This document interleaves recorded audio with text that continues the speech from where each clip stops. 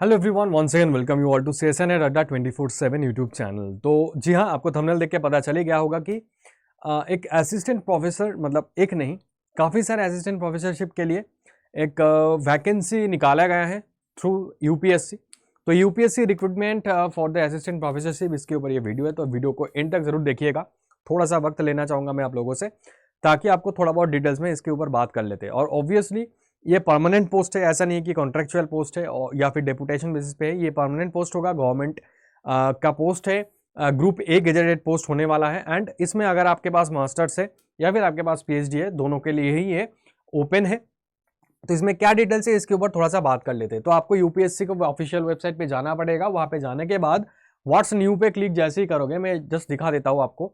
यहाँ पे जो व्हाट्स न्यू आपको दिखाई दे रहा है ना, यहाँ पे जैसे ही आप व्यू ऑल करोगे, उसके बाद आपके पास ऐसे इंटरफेस आएगा।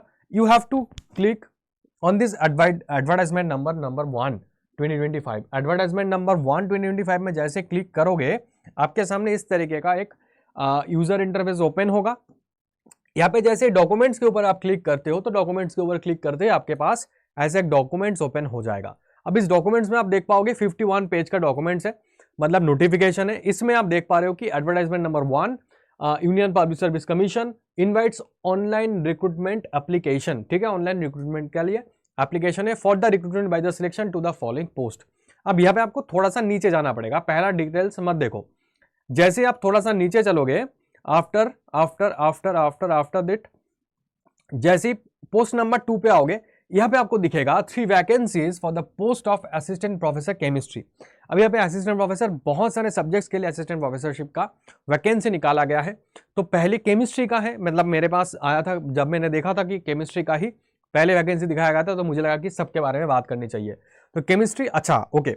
अब ये कहाँ पे होने वाला है? जवाहरलाल नेहरू राजकीय महाविद्यालय, जो कि अंडमान निकोबार आइलैंड में प्रेजेंट है। ठीक है, तो अंडमान एंड निकोबार एडमिनिस्ट्रेशन के अंदर ये आएगा। यहाँ पे ये पोजीशन है, कितने नंबर ऑफ फैकल्टी और प्रोफेसर यहाँ पे ज्वाइन कर सकते हैं। Suitability to the post for PWD, and उसके साथ साथ पे स्केल आपका क्या रहने वाला है? लेवल पे स्केल रहने वाला है एज पर the 7th commission, pay commission. Age आपका मैक्सिमम एज होना चाहिए 35 ईयर्स फॉर अनरिजर्व्ड और EWS category, and 38 for OBC, 38 years for OBC. Essential qualifications, अब यहाँ पे देखिए एसेंशियल क्वालिफिकेशन में क्या गिवन है। एसेंशियल क्वालिफिकेशन में आपके पास गिवन है कि master degree in chemistry subject with 55% marks. ठीक है, यहाँ पे आपको ये चीज ध्यान रखना पड़ेगा कि 50 केमिस्ट्री होना चाहिए और 55% मिनिमम होना चाहिए और इक्विवेलेंट डिग्री। दूसरा कंडीशंस क्या है? तो ये आपके पास कंडीशन होगा, तो मास्टर्स तो होना ही है। सेकंड, आपके पास ये कंडीशंस गिवन है कि आपका जो होगा सॉरी आपका जो होने वाला है, that is must have clear the national eligibility test chemistry. Chemistry से आपको national eligibility test NET NET, CSR NET या फिर UGC NET, UGC CSR NET clear करना पड़ेगा, या फिर स्टेट एलिजिबिलिटी टेस्ट क्लियर करना पड़ेगा। तो यहाँ पे आप 2-3 चीजें देख पाओगे, दैट इज गिवन एज, यहाँ पे एक तो national eligibility test chemistry and this, अच्छा यहाँ पे गिवन है, और इसके बगल में और गिवन है हु आर और हैव बीन अवॉर्डेड। मतलब आइदर आपके पास नेट होना चाहिए या फिर जो पीएचडी ऑलरेडी करके बैठे हैं, मतलब जिनका पीएचडी कंप्लीट हो चुका है, उनके लिए नेट या गेट है कि नहीं वो नहीं, मतलब नेट सेट है कि नहीं वो नहीं दिखा जाएगा।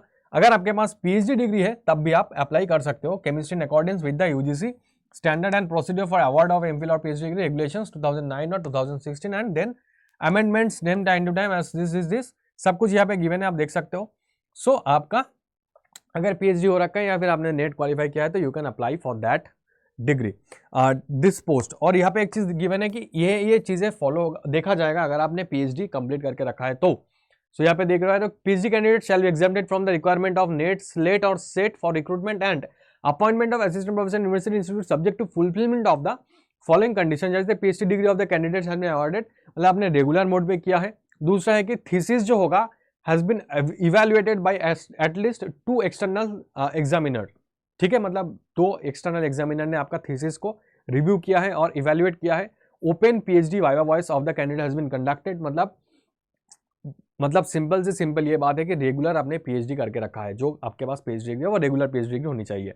Publish 2 research paper from his और PhD work out of which at least 1 should be the first author. ठीक है, अच्छा must be in the refereed journal में होना चाहिए एटलीस्ट एक पेपर। तो A candidate has presented at least 2 papers based on his PhD work in conference, seminar sponsored or funded or supported by the UGC, CSIR or any similar agency. मतलब आपने कोई ना कोई पर्टिकुलर कॉन्फ्रेंस अटेंड किया है जिसमें आपने at least 2 काम अपना, 2 वर्क अपना प्रेजेंट किया है। ये सब कंडीशंस होना चाहिए। या फिर आपने क्या किया है, देखो, fulfilment of the conditions A to E as above are the certified by the registered dean और academic affairs of the university concern और PhD degrees in the related subject of chemistry from a foreign university और institution. ये conditions होनी चाहिए, ठीक है। बाकी note 1 देख लो कि NET SLET SET shall not be required for such masters programme in discipline for which NET SET is not conducted by the UGC and all, and relaxation वगैरह सब कुछ यहाँ पे मेंशन है। उसी के साथ साथ मैं थोड़ा सा आगे चलता हूँ क्योंकि यहाँ पे बाकी वही डिटेल्स गिवन है कि क्या करना पड़ेगा।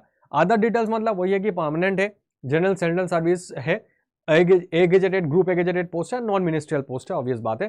हेडक्वार्टर्स क्या है, पोर्ट ब्लेयर है, Andaman Nicobar, and any other conditions यहाँ पे गिवन है।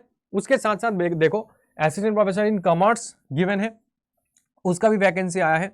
उसी के साथ साथ अगर हम लोग और थोड़ा सा आगे बढ़ते हैं तो काफी सारे पोस्ट निकाला गया है। असिस्टेंट प्रोफेसर इन फिजिक्स निकाला गया है, ठीक है। देख लो यहाँ पे देख पा रहे हो, असिस्टेंट प्रोफेसर इन कंप्यूटर साइंस के लिए असिस्टेंट प्रोफेसर। उसके बाद ओबीसी के लिए एक पोस्ट है। बाकी सब कुछ सेम है, मतलब पे लेवल एंड जो भी क्राइटेरिया, एलिजिबिलिटी क्राइटेरिया सब कुछ सेम है। उसी के साथ साथ अगर हम लोग और थोड़ा आगे जाए तो यहाँ पे देख पा रहे हो कि असिस्टेंट प्रोफेसर इन इंग्लिश, उसके लिए भी कंडीशन सेम है। आप आराम से यहाँ पे जाके pay scale as well as जो एजुकेशनल क्वालिफिकेशन है वो आप देख सकते हो। एंड अलॉन्ग विद दैट उसके बाद अगर हम लोग और थोड़ा सा आगे चले तो यहाँ पे आप देख पाओगे कि जियोग्राफी के लिए भी असिस्टेंट प्रोफेसरशिप का पोस्ट है, वही सेम यूनिवर्सिटी में, सेम महाविद्यालय में।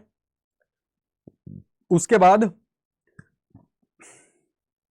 देखो हिंदी के लिए पोस्ट है, 4 पोस्ट आपको देखने को मिलेगा हिंदी के लिए।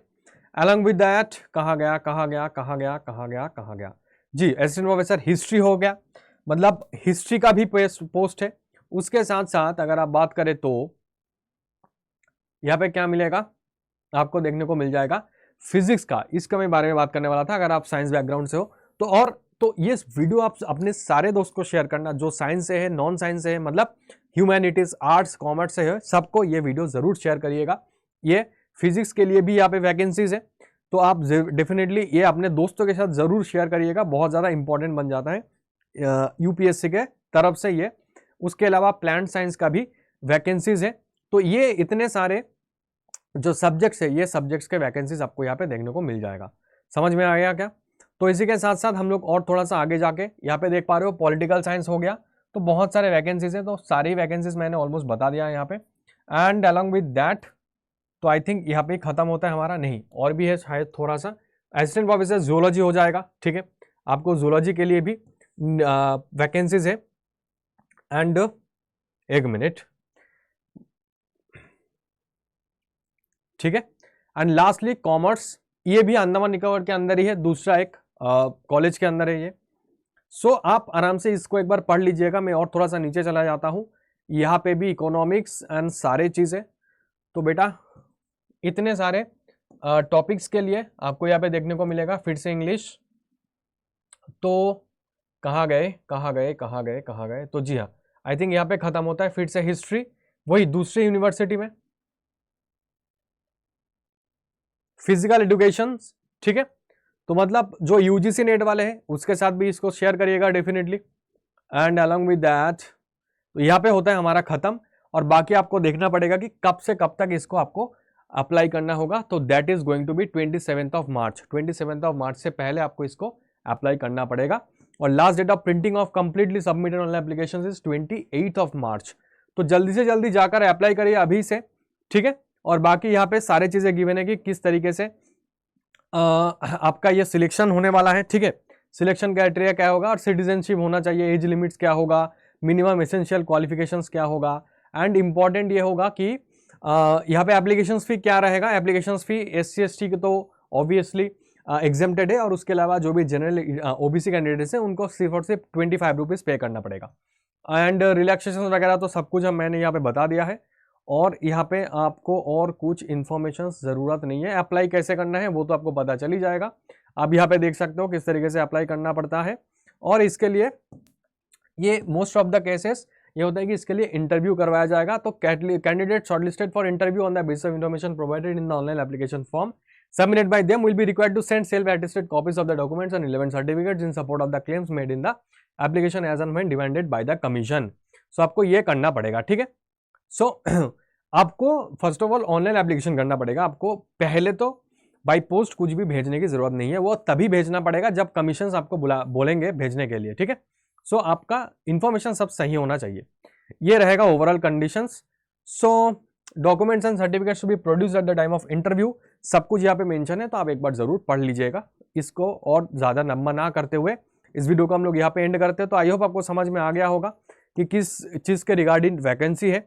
और ये ऑब्वियसली जितने भी सारे स्टूडेंट्स और जितने भी सारे पीएचडी होल्डर्स अगर आप ढूंढ रहे हो तो ऑब्वियसली आपको इसको ट्राई कर सकते हो। सो CSIR हो गया, UGC नेट हो गया, सबके लिए ये वैकेंसीज काफ़ी सारे हैं। तो डेफिनेटली आप अपने दोस्तों के साथ जरूर इसको शेयर करिएगा। तब तक के लिए थैंक यू। एंड अगर चैनल को सब्सक्राइब नहीं किया तो प्लीज़ चैनल को सब्सक्राइब कर लीजिए। ऐसे वीडियोस और भी आते रहेंगे और हम लोग आपको बताते रहेंगे। Thank you and bye bye.